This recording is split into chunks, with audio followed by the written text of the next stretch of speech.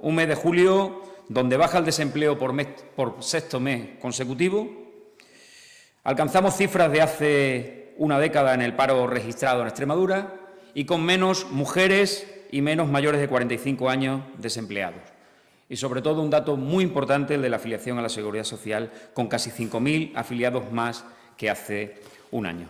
Todo esto viene a demostrar que tanto la Junta de Extremadura como el tejido empresarial extremeño están creando empleo, pero esto no nos va a hacer conformarnos con lo que se está haciendo, sino que nos va a servir de acicate para que los socialistas y los socialistas extremeños,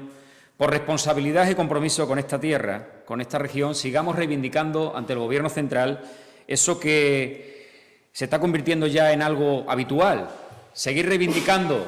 esas infraestructuras tan necesarias para Extremadura, para ser más competitivos y poder converger como otras comunidades autónomas, y ese plan especial de empleo tan necesario para seguir luchando contra el desempleo en nuestra región. Algo que históricamente, en los últimos años y de una manera sistemática, nos negó el Gobierno de Mariano Rajoy, y que ahora confiamos en la sensibilidad del Gobierno de Pedro Sánchez de que finalmente podamos contar con estas infraestructuras tan necesarias y con este plan especial de empleo que reivindicamos una vez más ante el Gobierno central, las socialistas y los socialistas extremeños.